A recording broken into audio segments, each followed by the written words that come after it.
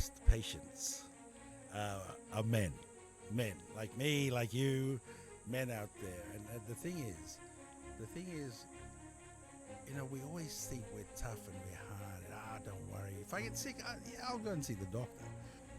We had a men's breakfast, and I spoke about just the basic things you could do. Say like checking for diabetes and even checking out about heart disease and family history and things like that. And one of the men went and got his PSA checked, and bingo, there it was.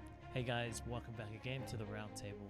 And in today's episode, I was so honored to have join me Moni, who is a doctor GP on the Sunshine Coast. He shared insights about some of the struggles of what men tend to ignore when it comes to their health.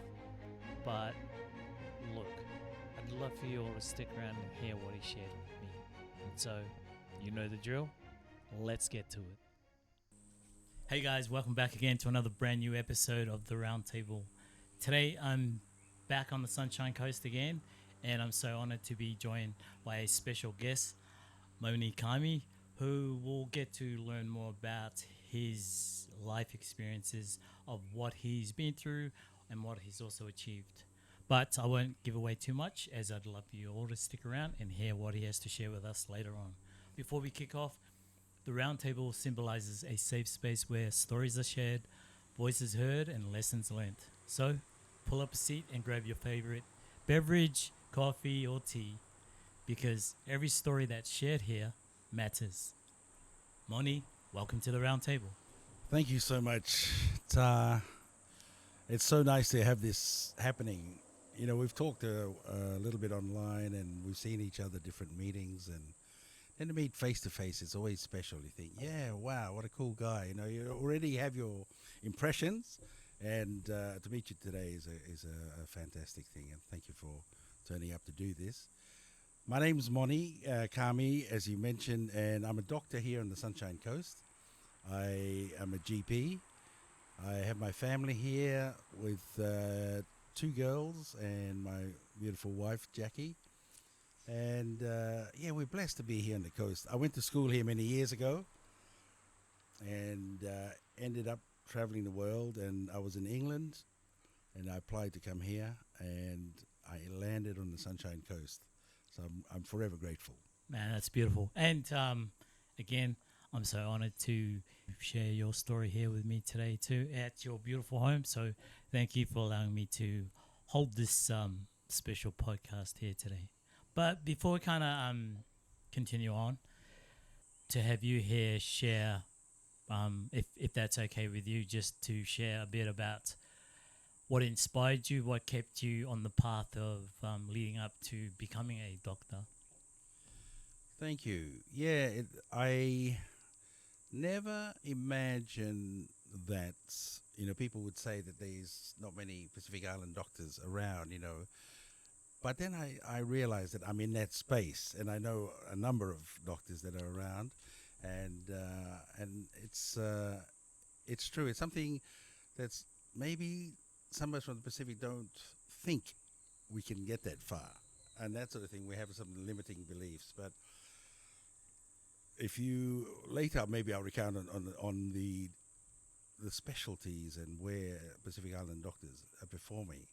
It will blow your mind away. So it's amazing. But my story is I grew up in Papua New Guinea. I'm Tongan by birth, but my parents moved there in the late '60s, working for the church, and that's where I grew up. And I speak a couple of the PNG languages better than my Tongan language, which is quite funny. I often joke about the PNG side and the Tongan side of me, which is quite hilarious sometimes. But growing up there and seeing a lot of infectious disease, even as a child, and experiencing it myself,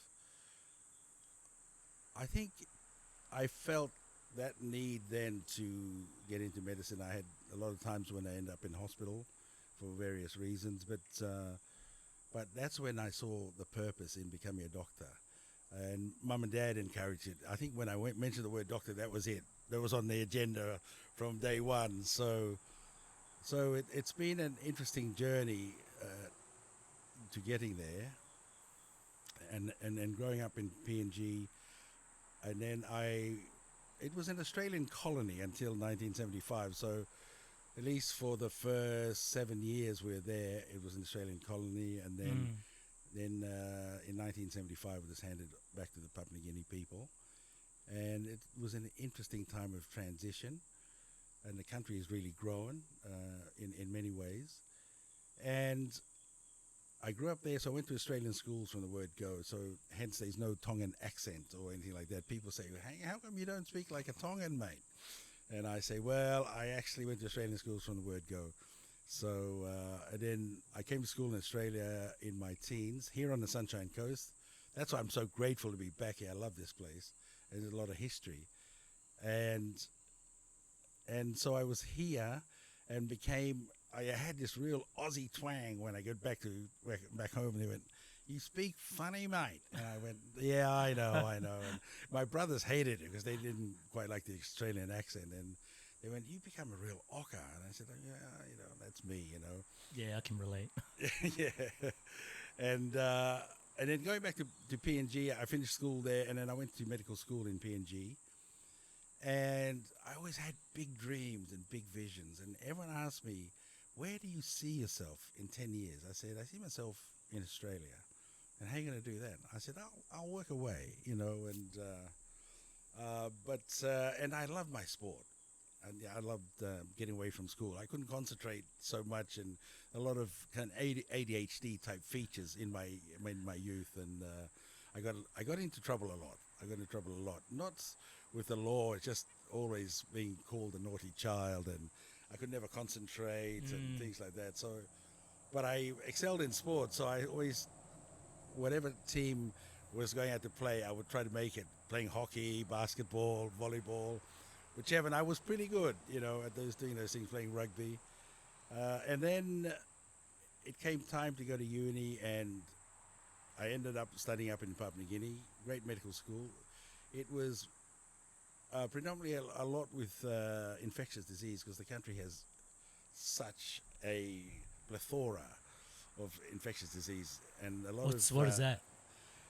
It's just because of the tropical nature, and just the way maybe it was just the older history there with humans and settlement, that sort of thing. But it's just things, infection and things like that thrive. A lot of it can be related to the fact that everyone's living communally in houses and in close spaces. Like TB was a problem, a huge problem then, and I think it's even worse now. What about the diet? The diet did affect some things, but generally, I mean, that's a real issue. Malnourishment was a big issue, particularly in the more remote areas. So that's a thing that they throw in too, of course. But then to find rare diseases there than in other countries, people will say it at meetings. The only case I'd seen of this was in Papua New Guinea, and things like that. So, and the other thing too at the time, and of course, these issues around people believing or not believing them. But vaccination was a big issue then, and prevention of disease. But that's gotten better with more widespread vaccination and things like that.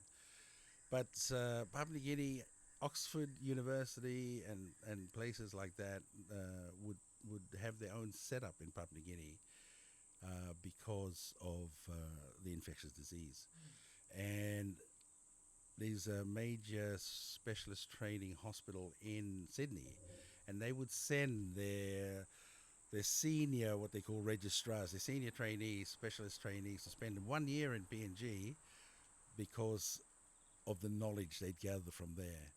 So it's an interesting place. So that was the background, and in the meantime, I was looking for a sport to get into, and when I was in high school, someone had introduced me to weightlifting, and it didn't look that much fun. I thought, and then I thought, nah, I'll do something else. So I played my rugby and things like that. Then I got into boxing, and that became a bit of an adventure. I did a year in that, and you didn't hear it from me, but there was a certain David Tour that I got into the ring with in the finals of the Pacific Championships, and I survived. I survived. That's all I can say. David and I laugh at times, back in the day, because I really had to move fast and move away from him, and so it was, yeah. I was thankful that referee stopped the fight early, saying I was outclassed, because I certainly was, and that was a 17-year-old kid from Samoa, who was the new Mike Tyson, and I remember walking out of the ring and walking back to the changing rooms, and the Tongan heavyweight, big, tall, muscular guy looked at me and he said, shook his head. He said, "That is easy. I know how to deal with him." And he said, guys who come out swinging wildly like that, you just stick in a straight left, straight right, and you put him down. And I looked at him and I paused and I said, that guy is the new Mike Tyson. That guy will be a world champion at some stage. That guy is going to win an Olympic medal, Olympic gold medal. I said, I would be very wary. And he looked at me and laughed me off. And then the next day, I saw him walk in and, confident and ready to go against David Tour. He's much taller than David Tour. And so I thought, please be careful, be careful. So he did exactly what he said he was going to do. And he swung out, he shot out a left, and David moved away, and then he shot out a right, David moved the other way, and then caught him with an uppercut. And then a left hook. Right uppercut, left hook, and dropped him. 1.5 minutes. And that was the end of the fight, and I thought, everything about what I'd said to him was right, but also my predictions, I thought, this guy is something else. So anyway, there's my claim to fame. I think he hit me here and here. But I moved quickly, and I was just stepping around the ring, running from him. But anyway, it's par for the course. And then I thought, well, weightlifting sounds pretty good. And I turned up back in weightlifting, and I ended up, it was before the Pacific Games in 91, and both my brother and I were going for the heavyweight spot, and he under pressure would collapse. He was stronger than me, but under pressure he lost it. So we had a competition, and I beat him. I beat him in that competition mainly because he just collapsed under pressure. And then he traveled away, and he came back, and he found out that he was dropped on the PNG team. And then I moved in and got the heavyweight spot, which I feel sorry for him. But thankfully, my father thought on his feet and contacted Tonga and said, you have a weightlifter here who really lifts well and could get you a medal, and can he be put on the team? The guy said, yeah, great idea, because it cost us nothing. He's in PNG already. So it became a story of the 91 Games, two brothers lifting for two different countries.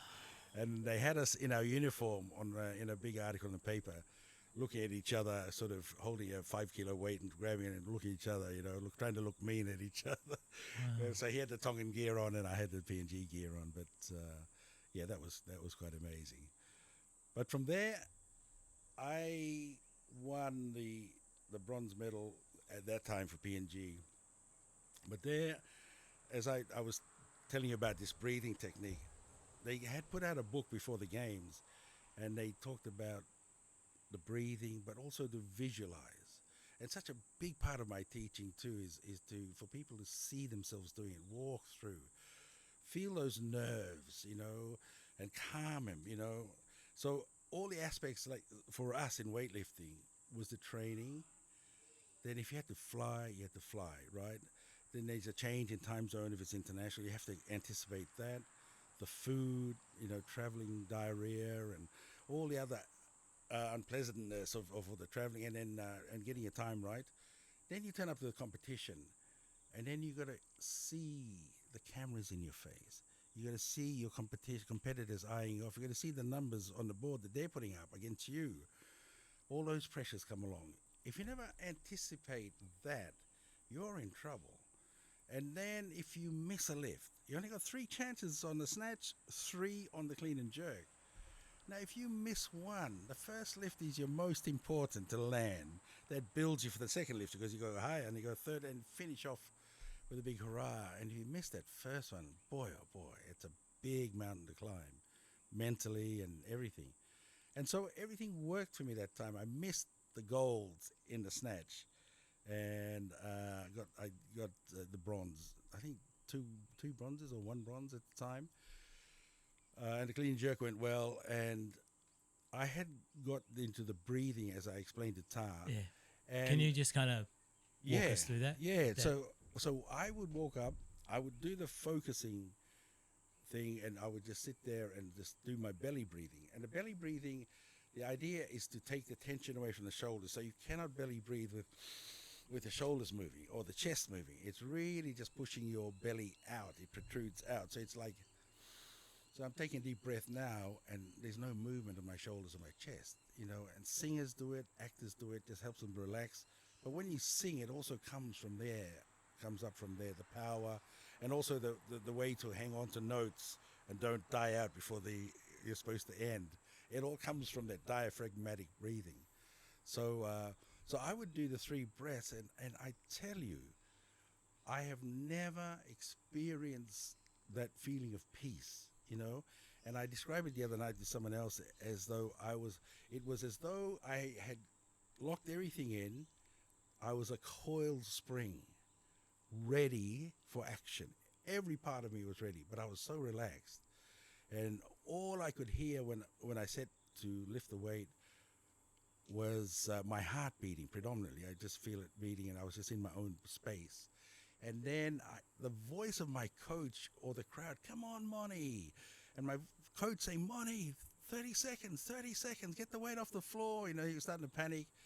And I was at peace. And they seemed so far away. And the most surprising thing is the weight was above my head, and I don't know how I got it there. And I thought, wow, it's up, stand up. I was in a squat position. I'm thinking, stand up, everyone's cheering, and you stand up. I thought, how did that happen? And it just blows me. I mean, the power of the mind, and when you recruit all the muscles you need to do the job, it's just effortless when you get into that space, And I'd heard of people trying to do that hypnobirthing, same principle, except they didn't realize that it has to be practiced and practiced and practiced. These things don't happen overnight. So it's such a powerful thing to have, in any situation. When I'm a bit nervous or something, I just go back into that space. 3 deep breaths, but belly breaths. No one can notice because my shoulders aren't moving, so no one knows that I'm trying to find my space, and just to keep calm under pressure, and that sort of thing. So it's happened. I ended up playing a bit of rugby after that when I'd finished weightlifting and things like that. And when you're being hit hard and you're hurting, your game either goes down or you just pick yourself up, look at who hit you, 3 deep breaths, and bang, you're in the right space again. It's just nice that you can click into that space so quickly. How did you actually learn that technique too? That technique came from this book that told us about visualizing and breathing and the belly breath. Remember, belly breathe. And that changed my life for good. From then on, throughout the rest of my career, and that belly breathing became number 1, in any situation. When I was where I felt, a little bit uncomfortable or anything like that. Yeah. It's so amazing. Throughout your journey of what you've achieved is pretty amazing. Plus, you got to, knock a few rounds with David Tua.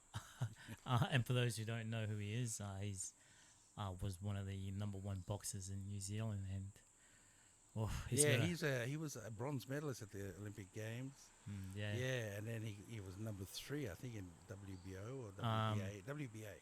And him and Lewis? Yeah, they went toe to toe. Yeah. That's right. Great boxer too. But You know, that's your Hall of Fame.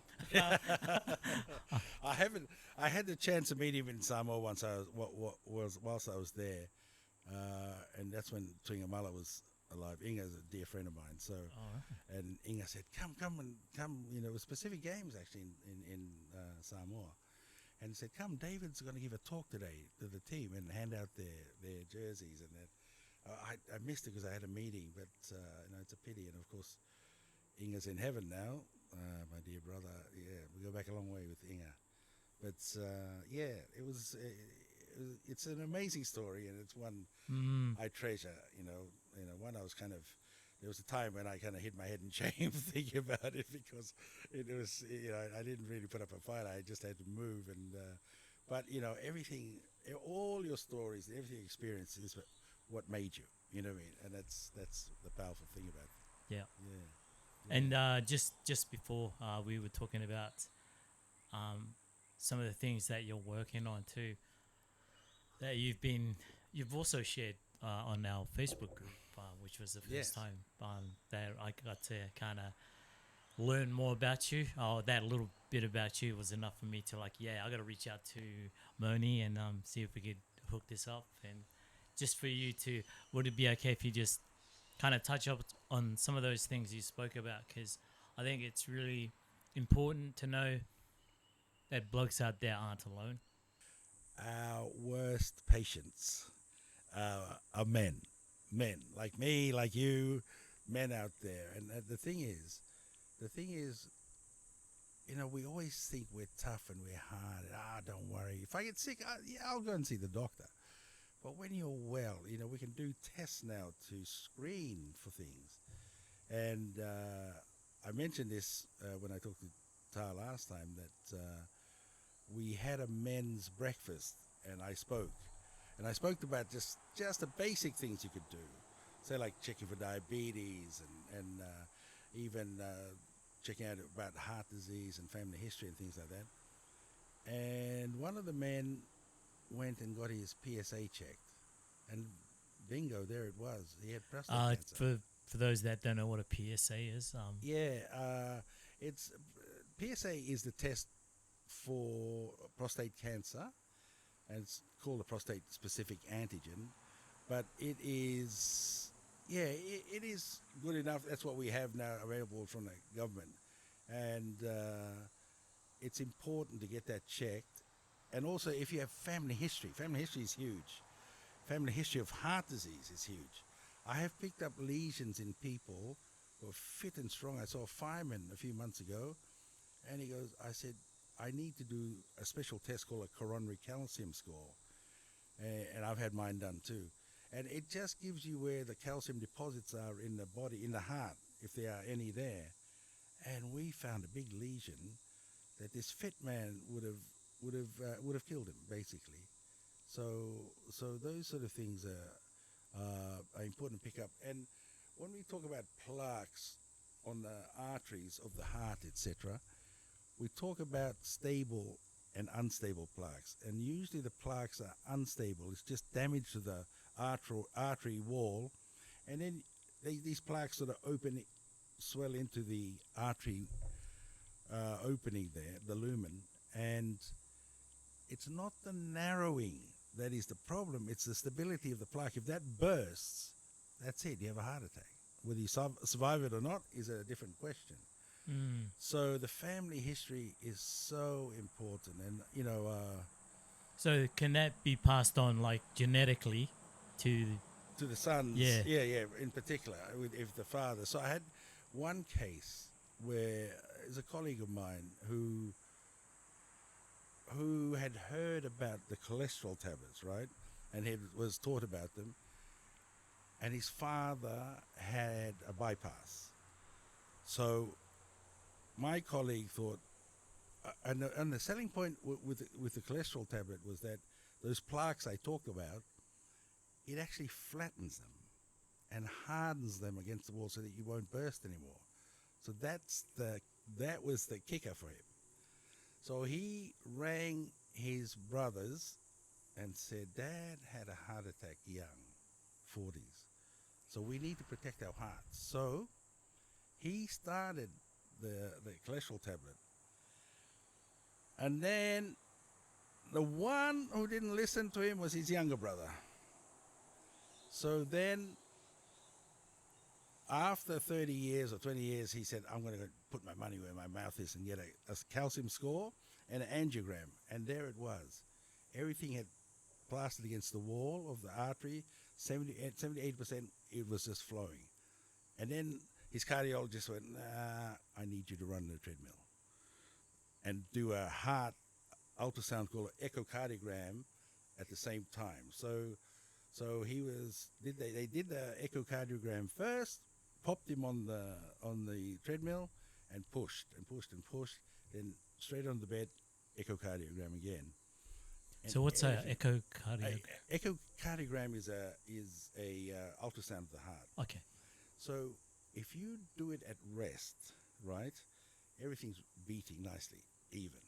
But when you stress the heart, the damaged walls, this will move and this will move after. They don't coordinate anymore. Everything looks out of place. So that's a problem. Already it's damaged because you've had a heart attack you didn't know. And two, it'll get worse over time if you don't deal with it. You get more damage to the wall, and then you go into heart failure, and then be on tablets and medication and monitored for the rest of your life. So that's what he was looking for, any silent damage to the walls of my heart, and everything was fine. Yeah, so that was and my colleague said that same thing. So his heart was fine, and then his brother, who didn't listen, now has 9 stents or something like that. Had a heart attack too, and the other brother listened, and he's taking his medication, so he's fine.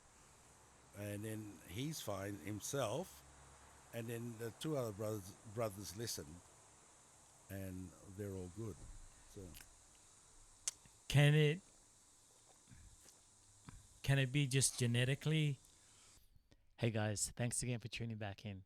And if you're finding value in today's show, then please hit that like button, subscribe, and share with someone you know who could possibly benefit from what you've seen today.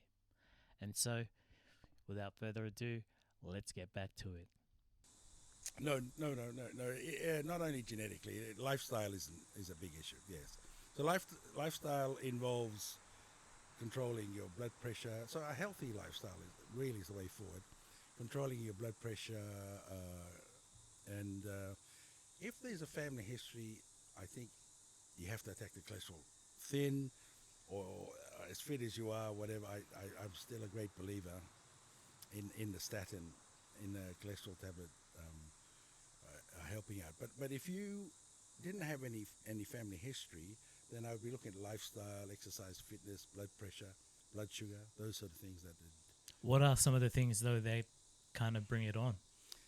I mean, the biggest thing is obesity. So obesity then brings on this sort of metabolic syndrome that they talk about, and that is about the worsening of your metabolism, and so then you tend to have a higher cholesterol, higher blood pressure, diabetes, and poor blood sugar control and things like that. So eating Snoring, sleep apnea. too much junk food, Yes. alcohol.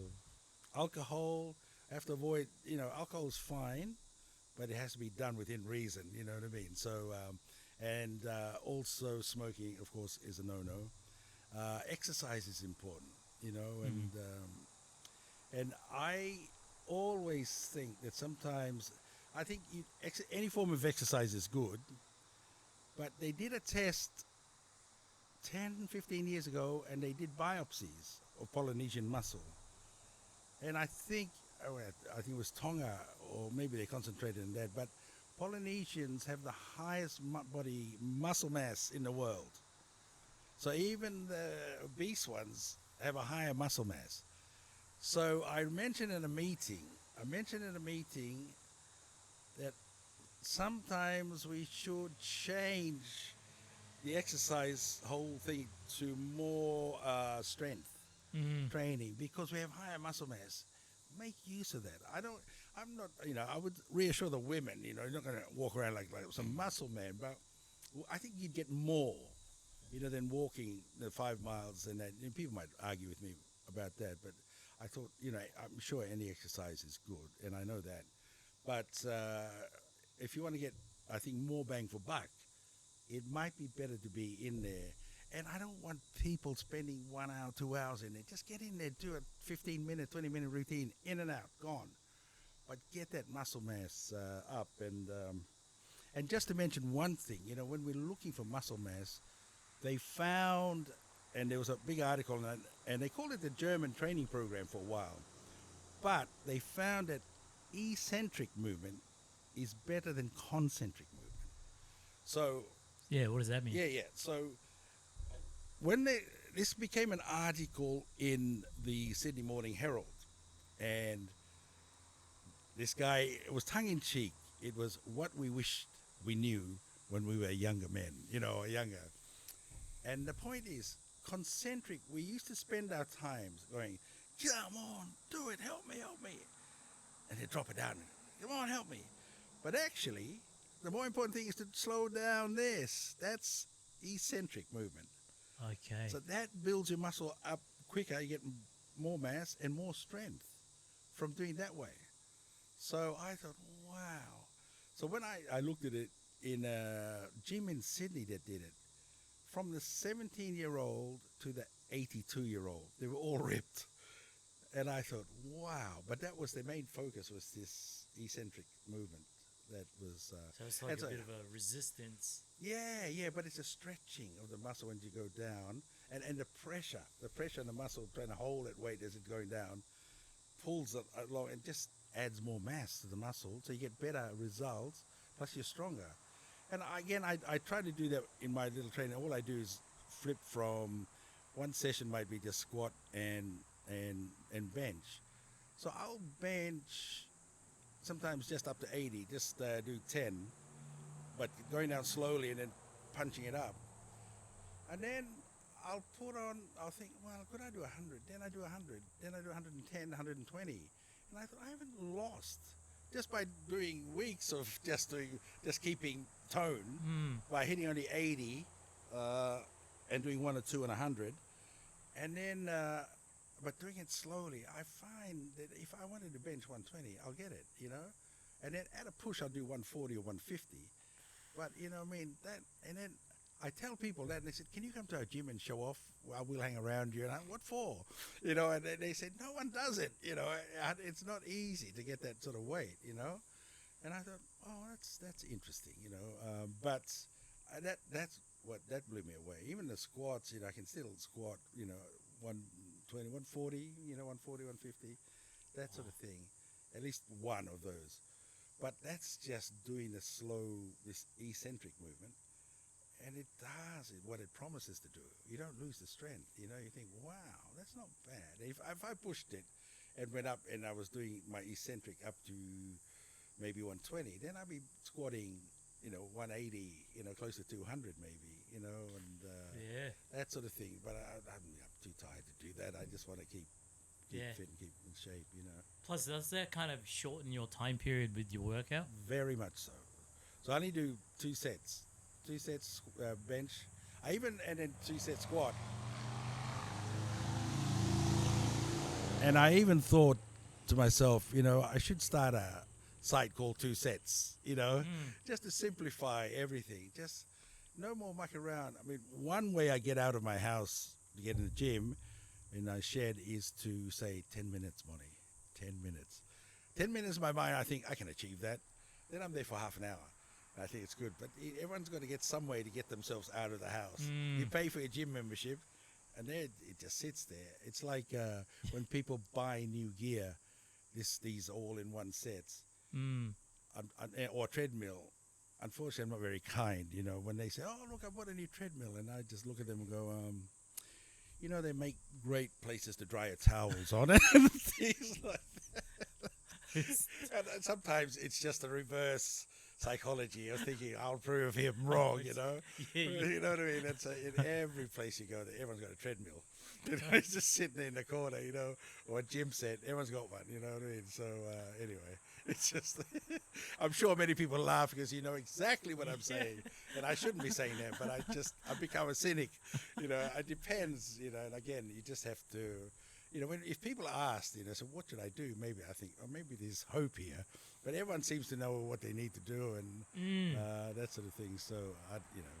So I suppose the other battle that you have to deal with is the mental aspect of it, where you know you discipline your routine or to the moment you wake up. You go right, you know, like you know, fire off that morning on the right foot, get things going. Yeah. I mean, and they say, you know, well, I suppose it's competition, but they say, you know, in lifting and things like that, 80% of it is the mind, you know, 20% is the work. But you know, I talked to someone that you know, Noish, yeah, and he has a training program on automation, and I like that. Because if you keep going and keep doing, it becomes automatic, and that's what habits should be. They should be automatic, and so we don't think about it anymore. And I've got a nephew. I was just texting him today, but just a quick story on him because he was famous, world famous. I was going to the games, to doctor at the games in Rio, and I get this shy kind of message from him saying, "Uncle, are you going to Rio?" And I said, "Yeah." And he said, "Do you want to hang around me and we meet up and go to cafes?" And I said, "I won't be in the village. I'll be in a hotel, but sure, I'll you know, we'll get in touch." So I got a ticket to the opening ceremony, and he came out with Tonga. He was with Tonga, and he's a model here, tall and good looking and very fit. He's a taekwondo, so he was going for taekwondo. So I watched each country come past. A lot of the Pacific countries, the people carrying the flag were our lifters, so we just waved all the time when we saw them. And then I heard they announced Tonga, and the place was going wild and everything. And then I saw that they had oiled him up, and they put a traditional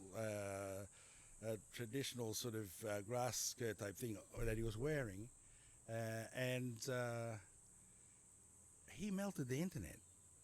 He became a superstar, and everyone. So Tonga took a long time to go through because he came on smiling and he winked at the camera and looked like that and then you know and smiled, and of course he was ripped and oiled down. So anyway, everyone wanted to meet him. So I had some officials turn up to one of the competitions, all ladies, and then they came over and said, "How do we get in touch with your nephew?" You know, and others were saying, "Can you tell your nephew to come so we just hang around?" And so I thought, you know, and I texted him and said, "Hey, we're going to catch up." He said, "Man, I'm too busy, you know." So every network wanted to talk to him. He was a superhero, and Wow. and so he was on one of the big American channels, Marnie. And hello, well, guess who we have here? We have Superman from Tonga, Pita Taufatapua, and then the other lady said, "And I'm going to put oil on him." Yeah, so that was going on, and I thought, wow, there's no way, you know. And the funny thing is, I don't know how his mother, because his mum was coming to Athens, to Rio, and I don't know how she probably got the text. She heard about that I want to meet up, and Mum jumped in, but I was leaving Rio. Unfortunately, we didn't meet up. But she said, "Peter, we are meeting with Uncle Moni when I come. Do you understand me?" I thought, Yeah, I know when Mum jumps in, you know, I was saying, "Yeah, it doesn't matter. You know, he's a superstar now." But that was quite funny when she stepped in. Yes. Wow. Yeah, so you going back to You texting your nephew? Yeah, so yeah, just text him. Yeah, just text him. Then pre games, and then during the games, And then today I text him just to find out because his father's in town from Tonga. So I said, when's he going back? Because I'd like to pop around and say hello, Mm. take him something. So yeah, that'd be good. So he said, yeah. He said, I'm in and out. So yeah, I might catch you, but I'm just busy with his. He has a taekwondo club in Brisbane. Well, okay then. So I guess before we kind of wind down, Mm.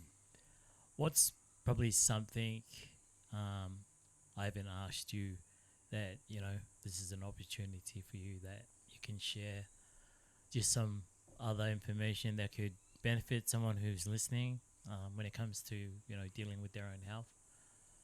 Maybe some things that they should consider and not just sit on the couch and hope for a miracle or pray. Yes,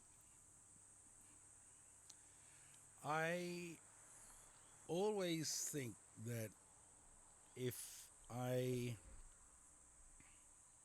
were to be one, if I were asked what I want to be remembered for, I would say hope, and I endeavor that everyone I see as a doctor or everyone I see every day leaves with some sort of hope. If they allow me to delve into their lives a little bit and see if I can find. So I think, that, if people are finding it difficult to get up and get going, I always say that nothing changes overnight, that everything must be done incrementally. So if you sat on that couch for all those years and you put on a lot of weight and you want to lose weight, I think you stand up and look at yourself in the mirror and be honest and say, I have a problem. I'm fat. I don't like this anymore. And start covering up and then start changes incrementally. So nothing changes overnight. If you want to change a habit, don't try to change the whole habit. Sometimes you have to do it slowly. So I say to people who are obese, you haven't walked in ages. Why don't you walk 100 meters today and come back home and just go, whoa, I walked 100 meters. Doesn't mean anything to anyone but you. Everything's about you. So I remember I had put on a lot of weight later on in life, and I remember doing that, just looking at trying to do things incrementally. It's like when I struggle running up a hill, I don't look at the top of the hill. I look at the leaf that's 10 meters ahead of me, and I run to that leaf. Then I find another leaf, and I find another leaf. And then by the end of all those leaves, I'm at the top of the hill. So that's what I'd say to you. Don't be discouraged about the struggle. Let's start getting some wins, and let's do it incrementally. Whatever you do today that you've not done in 10 years is a victory. Whatever you do, whichever path you want to take that first step. Take that first step forward. And then start believing in yourself. Start believing in yourself. That should then bring out more. So it's getting the hope, because once you get hope, there's a reason to wake up every day. If you've got no hope, you don't want to get out of bed, you don't want to wake up. When you got hope, then you can get out of bed, and hope is the light. And then the change of the perspective is the pathway. And then taking action to start walking down that pathway makes the difference. Because they say that hope without action is just a dream, but hope with action, that's transformation, and that's where it all begins. That's what I'd say. Okay, so before we wrap up, I just started a new thing where I ask a guest to write down a question, and then I ask that question to my next guest. So the question that was left is, if you could bring back to life a person to make their world better, who and why? Yeah, I would think of my cousin Semi. And why I think Sammy started off on a bad track in life, and then he got in the straight and narrow, but he didn't break a lot of his habits, and he's gone now. And I just, if anything, if I could have an input into his life, that that's just the name that comes to mind. That because he just gave. At the end of the day, he straightened his life out, but a lot of the old wounds just damaged him.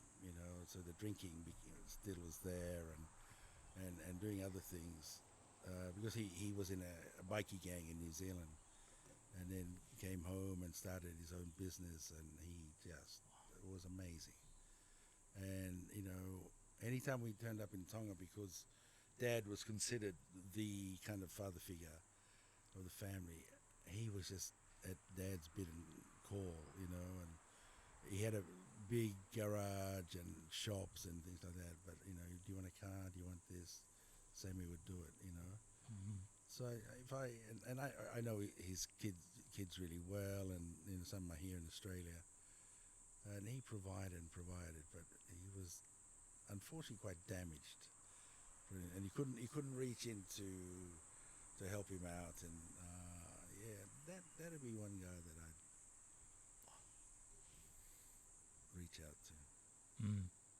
Okay, so I suppose if someone's got some questions they'd like to reach out to you, where can they find you? I think if they sent them to you, maybe to the podcast, and then you sent them my way, Okay. would be the way forward. Yeah, it cool. would.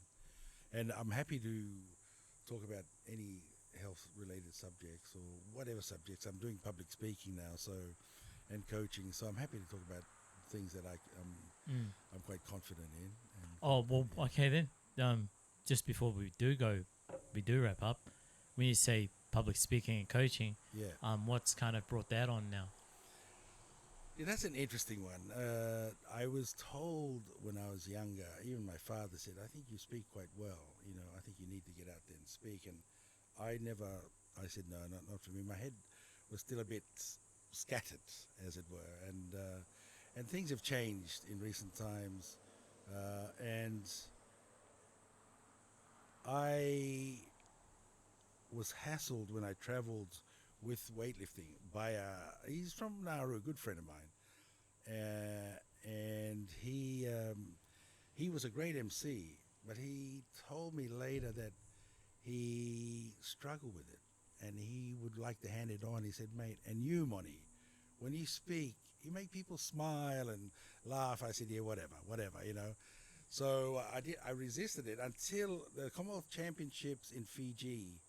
I think it was last year September. So we're 26 now. So 24 in November we went Fiji, and he said, "Why don't you come and run the live feed?" And I said, "Okay, I'll do the medals." And then after that, I realized I was getting such good feedback, and he said, "The feedback's great." And I said, "No, that's right. I'll run it." And from then I started emceeing at competitions and enjoyed it. I brought my own flavor. And just a quick joke, there was a mate of mine who's now, I'd helped him to get to where he is now, and he's one of the top MCs in the world for all different sports besides weightlifting. And he brought in a saying called good lift when someone got the lift. So I said, you know what? I joked for years that when I would get in there and MC, I would change it to suit me. So they said, "What are you going to say, Moni?" And that's that's my tagline now. And I just go, "The lift is good," and the crowd would love it. My two girls are weightlifting now, and the both of them, particularly the young one, she'll wait. It didn't matter whether white lights went on to say it was a good lift. She'd wait for Daddy's lift is good, and she would jump, go yes. So anyway, that started. So that gave me the confidence. I ran our local club. Then I did Queensland. Then I did Australian Championships. Then I got invited to Singapore, and this is all in a stretch of a year. Singapore, and I said, I was their guest, and then I said, I MC too, and they said, really? And I said, the guy laughed, and the president laughed, and he said, I'm sure you do. You do good at everything. And then he gave me a shot. And when I did it, they said, why don't you take over the whole competition? I said, no. There's young ladies here wanting to learn. Anyway, so that was that exposure. They said they're going to invite me every year. We'll see what happens. But that opened a door. And then finally we ended up in India for the Commonwealth Championship. So this whole year had gone round. Wow. And we're in India. And I was trying to convince the powers that be that I could do it, you know, and supported by my dear friend. And then they resisted, so I took the mic once and I announced the athletes on, and then I did it again, and I think there was some stirring going on. And then I turned up for the last day of competition, and it's the big boys, super heavies, which everyone's looking for. And then I got told by the man himself, he said, you're on. And I said, no. He said, you're on, and don't you dare wreck it, you know. So then I was prepared. I was so excited. It was full. House was full, big guys on. And 5 minutes before it happens, the same guy comes to me and goes, Moni. He calls me Doc. We know you're a funny guy, and please take it seriously. I said, Paul, you haven't seen me. This is my gig now. And when I did it, it was amazing. I felt good. I brought on my personality. The lift is good, came down really well. And the viewing of the whole competition, you know what it was? 440 million. Wow. 440 million.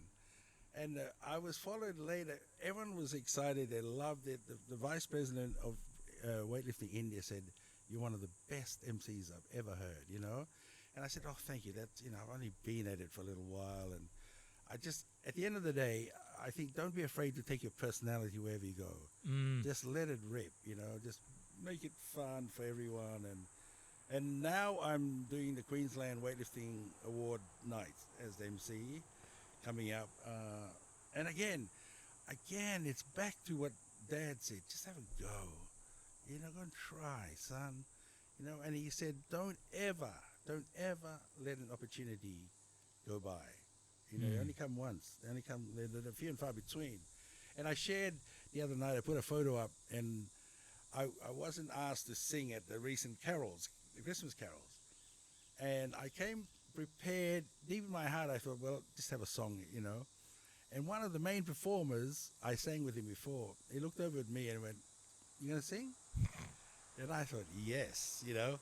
His brother traveled from Amsterdam and looked over at him like, are you serious? And I saw him saying to his brother, he can sing, you know. And it just went off, and, you know, all glory to God, you know.